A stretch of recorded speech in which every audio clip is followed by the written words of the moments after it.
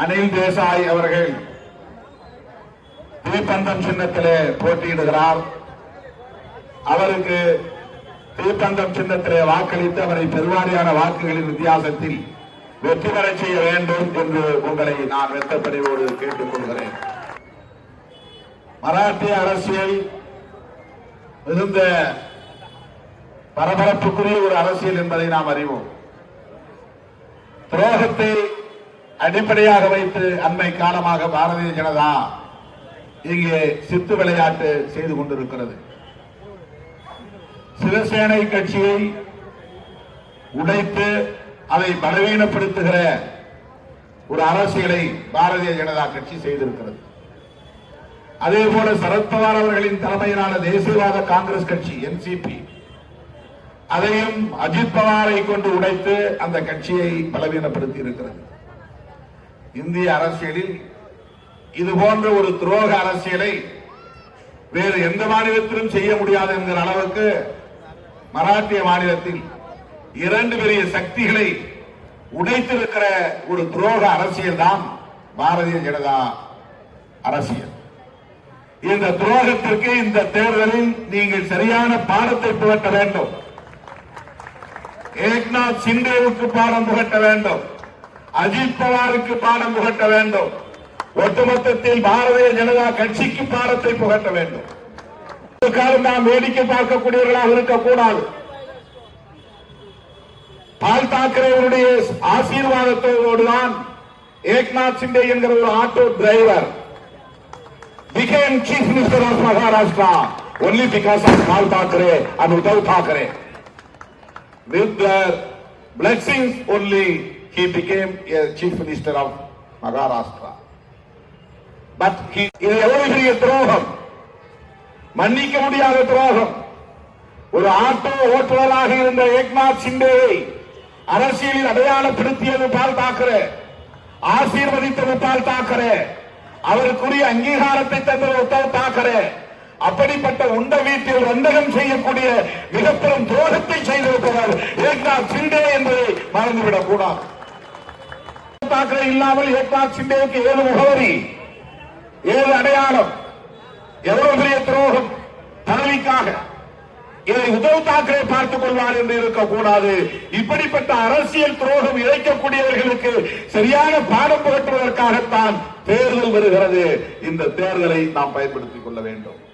இதை சொல்வதற்காகத்தான் நான் தமிழ்நாட்டில் இருந்து வந்திருக்கிறேன். இது சிவசேனைக்கு மட்டும் நிகழ்ந்ததல்ல.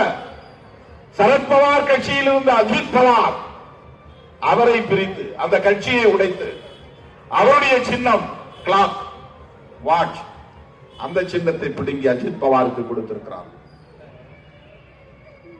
சிவசேனாவுடைய சின்னம் வில் அம்பு, யாரோ அந்த சின்னத்தை பிடுங்கி ஏக்நாத் சிண்டேவுக்கு கொடுத்திருக்கிறார்கள். இன்றைக்கு புதிய சின்னங்களில் இரண்டு பேரும் போட்டியிடக்கூடிய நிலை.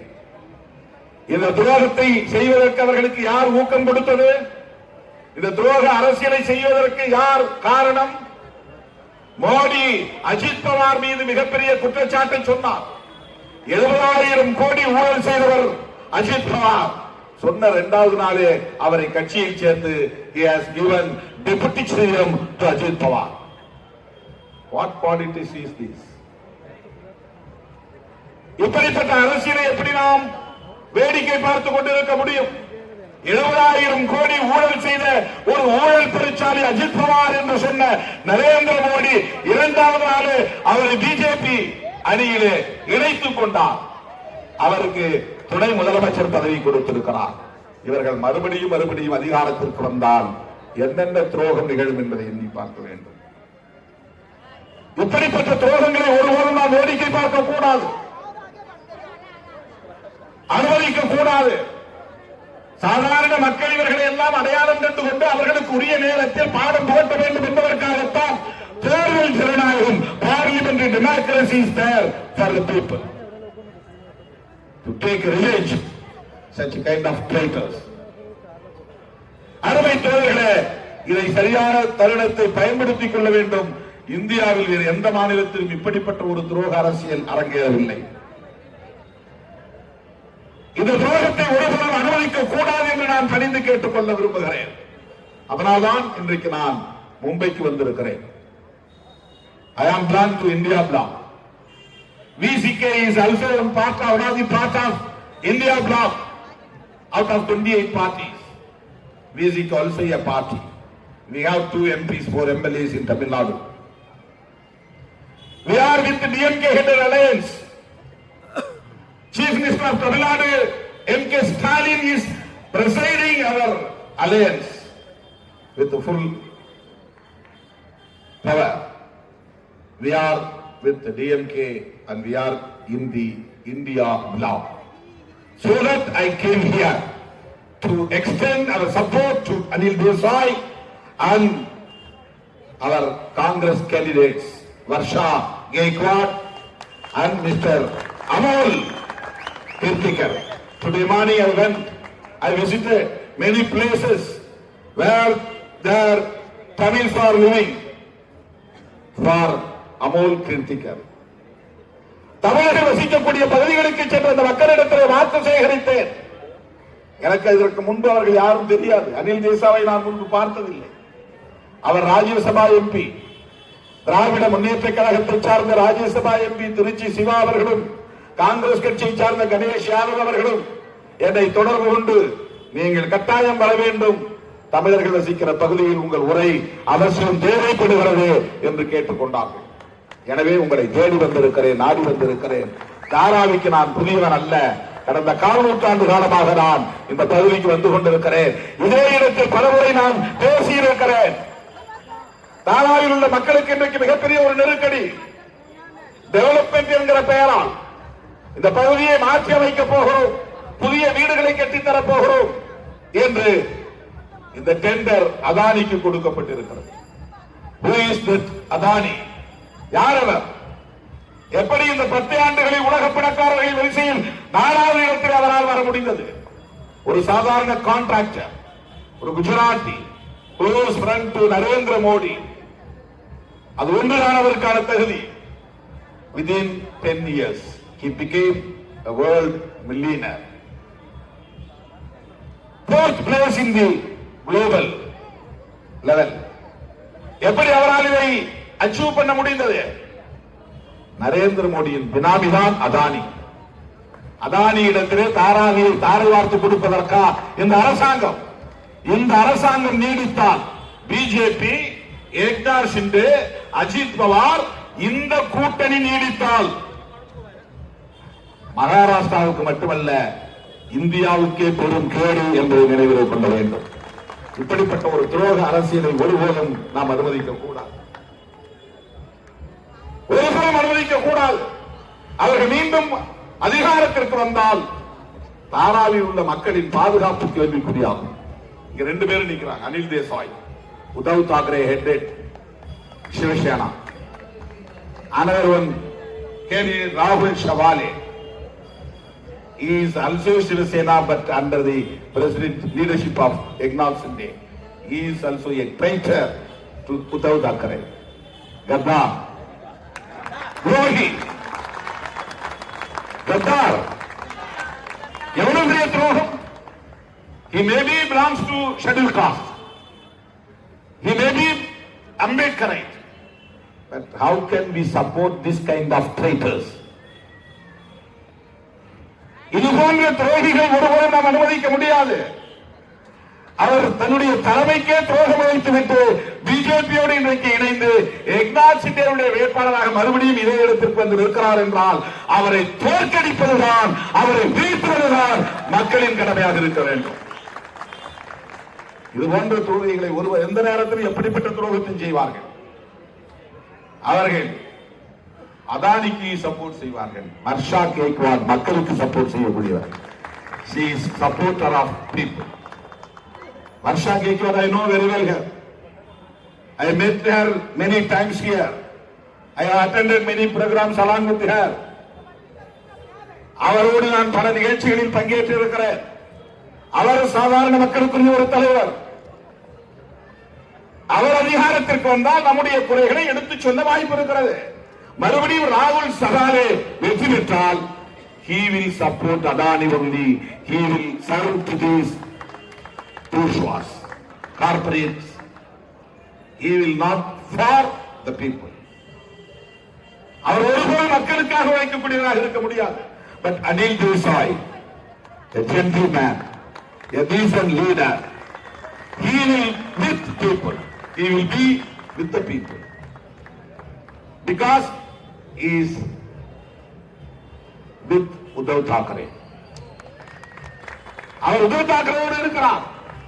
உத்தவ் தாக்கரே இந்தியா பிளாக்கில் இருக்கிறார். இந்தியா பிளாக் ராகுல் காந்தி, அன்னை சோனியா காந்தி, மல்லிகார்ஜுன் கார்கே போன்றவர்களின் வழிகாட்டுதலில் இன்றைக்கு இயங்குகிறது.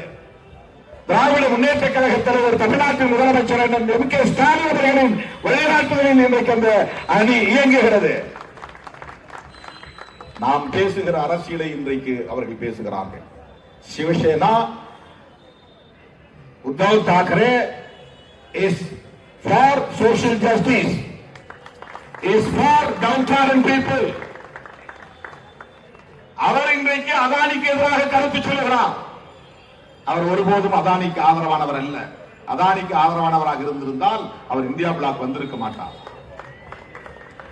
அதானிக்கு ஆதரவாக இருந்திருந்தால், நரேந்திர மோடிக்கு ஆதரவாக இருந்திருந்தால் ஏக்நாத் சிண்டே என்கிற ஒரு ஆள் உருவாகி இருக்க முடியாது.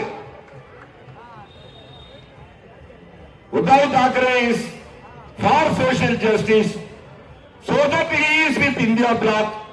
That's what Narendra Modi splitted Shiv Sena. அவரால் உருவாக்கப்பட்ட ஒரு நபர்தான் ஏக்நாத் சிண்டே. ஏனென்றால் உத்தவ் தாக்கரே சமூக நீதியின் பக்கம் இருக்கிறார், ஏழை எளிய மக்களின் பக்கம் இருக்கிறார். He is working for downtrodden and marginalized sections, particularly for minorities. நம்மோடு நிற்கிறார். இன்னைக்கு காங்கிரஸ் கட்சி அறிக்கையை கண்ண மூடிட்டு படிச்சோம்னு சொன்னா, படிக்க சொல்லி கேட்டா அது ஒரு டிஎம்கே மேனிஃபெஸ்டோ மாதிரி இருக்கு. Congress manifesto is like DMK manifesto. Congress manifesto, election manifesto is like left parties manifesto. இதெல்லாம் ஒரு பெரிய சேஞ்ச் இன்னைக்கு அரசியல். ராகுல் காந்தி இந்தியா முழுக்க பயணம் செய்தார். இந்த இளம் வயதிலே, 50 வயதிலே கன்னியாகுமரியிலிருந்து காஷ்மீர் வரையில் போனார். மணிப்பூரிலிருந்து மகாராஷ்டிரா வரை இருந்தார். இந்த தாராவியில் நடைபெற்ற அந்த நிகழ்ச்சியில் அவர் கலந்து கொண்டதை நாம் பார்த்தோம். நானும் அதிலே கலந்து கொண்டேன். அனில் தேசாய் அவர்களும் கலந்து கொண்டார். தமிழ்நாடு முதலமைச்சர் அண்ணன் மு க ஸ்டாலின் அவர்களும் அதிலே கலந்து கொண்டோம். ராகுல் காந்தியின் டிமாண்ட் என்ன? அந்த யாத்திரையுடைய பெயர் என்ன? Bharat Jodo Yatra, unity of the people. Congress கட்சியை ஆட்சி வையுங்கள் என்று சொல்லவில்லை, எனக்கு பிரதமர் பதவியை கொடுங்கள் என்று சொல்லவில்லை. இந்த நாட்டை காப்பாற்ற வேண்டும், மக்களை காப்பாற்ற வேண்டும். அதற்கு நாம் அனைவரும் ஒற்றுமையாக இருக்க வேண்டும். மதத்தின் பெயராலோ சாதியின் பெயராலோ பிளவுபட்டுவிடக் கூடாது. பிளவுபடுத்துவதற்கென்று ஒரு கும்பல் இருக்கிறது, பிஜேபி RSS கும்பல், சங் பரிவார் கும்பல். அந்த கும்பலின் சரி அரசியலுக்கு இரையாகிவிட வேண்டாம், ஒற்றுமையாக இருப்போம். இதை சொல்லுவதற்காகத்தான் ராகுல் Gandhi walked across the country from Kanyakumari to Kashmir. He just not walked, he just measured the country by his foot. அவருடைய கால்களால் அவர் அளந்தார். நடந்தார் என்பதை விட அளந்தார். இந்திய அரசியல் வரலாற்றில் இப்படி ஒரு நெடும்பயணத்தை இதுவரையில் எந்த ஒரு அரசியல் தலைவரும் செய்யவில்லை. No such a leader like Rahul Gandhi have done this achievement. Kanyakumari to Kashmir, Manipur to Maharashtra. Maharashtra is a land of social justice. Ambedkar, Jyotiba Phule போன்ற மாபெரும் தலைவர்கள் தோன்றிய மண் இது. இந்த மண்ணிலே தோன்றியவர். இந்தியாவுடைய அரசியலமைப்பு சட்டத்தை எழுதிய புரட்சியாளர் அம்பேத்கர், பாபா சாஹேப் டாக்டர் BR அம்பேத்கர் தோன்றிய இந்த மண். ராகுல் காந்தி இந்த மண்ணிலே வந்து தன்னுடைய யாத்திரையை நிறைவு செய்தார். ராகுல் காந்தியின் ஒரே ஒரு demand, he didn't request the people to make me as prime minister. He didn't request. He didn't demand the people to bring Congress party to the regime, to the power. He didn't. He asked the people to come together. You don't yield the Hindutva politics of Sangh Parivars. அவருடைய இந்துத்துவ agenda என்ன? They had speech against minorities. That is their Hindutva. That is not Hinduism. Hinduism is entirely different from Hindutva of Sangh Parivars. Hinduism is entirely different from Sangh Parivar's Hindutva. Hindutva politics is for BJP to split the people in the name of religion, to divide the people in the name of caste, to provoke Hindus against Muslims and Christians. These are the Hindutva politics of Sangh Parivar. This is not for Hinduism. In the name of Rama, in the name of Hindu, in the name of religion, they are dividing the people. We are Indians. Even though we are Muslims or Hindus or Christians or Sikhs, we are Indians. This is the politics of India bloc. This is the concept of Congress. This is the politics of DMK and other political parties which is in the India bloc.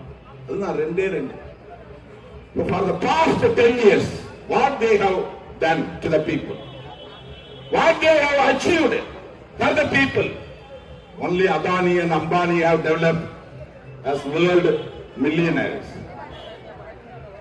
அவர்களை தவிர யாரும் வளர்ச்சி அடையவில்லை. There is no development at all in the nation. Only Narendra Modi's friends, Adani, Ambani developed like anything. இப்படிப்பட்ட ஒரு அரசு தேவையா? எவ்வளவு பெரிய பொய்யை சொல்லுகிறார். எந்த இடத்திலும் காங்கிரஸ் கட்சியுடைய அறிக்கையிலே முஸ்லிம்களுக்கு இடஒதுக்கீட்டை நாங்கள் தருவோம், அதற்கு மற்ற இந்துக்களின் இடஒதுக்கீட்டை பறிப்போம் என்று சொல்லவில்லை. மோடி பேசுகிறார், உங்கள் தாலிகளை பறித்து முஸ்லிம்களுக்கு கொடுத்து விடுவார்கள். எவ்வளவு பெரிய ஆபத்தான ஒரு அரசியல். இப்படிப்பட்ட ஒரு அரசு மீண்டும் தொடர வேண்டுமா? இப்படிப்பட்ட நபர் மீண்டும் பிரதமராக வேண்டுமா? ஒன்றே ஒன்றை சொல்லி நான் முடிக்க விரும்புகிறேன். There are many issues we can raise against Narendra Modi and BJP regime, but I would like to emphasize only one point, that there is a big threat to the constitution which is made by Dr. B.R. Ambedkar. That is the challenge. To protect our constitution, Rahul Gandhi, Venkatesh Stalin, Sharad Pawar, our Honorable President of Sivasena, Uddhav Thackeray, have come together. இந்தியாவை காப்பாற்றுவதற்காக, அரசமைப்பு சட்டத்தை காப்பாற்றுவதற்காகத்தான் இந்த 28 கட்சி தலைவர்களும் கைகோர்த்து நிற்கிறார்கள். Bharatiya ஜனதாவிடமிருந்து, RSS கும்பலிடமிருந்து, Narendra மோடியிடமிருந்து, அமித்ஷாவிடமிருந்து இந்த நாட்டையும் மக்களையும் காப்பாற்ற வேண்டும் என்பதையெல்லாம் கடந்து புரட்சியாளர் அம்பேத்கர் அவர்களால் எழுதப்பெற்ற அரசமைப்பு சட்டம், கான்ஸ்டிடியூஷன் ஆஃப் இந்தியா பாதுகாக்கப்பட வேண்டும். The Constitution of India which provides liberty, equality, justice, liberty, equality and fraternity. These 4 pillars of the nation which provides by our Constitution.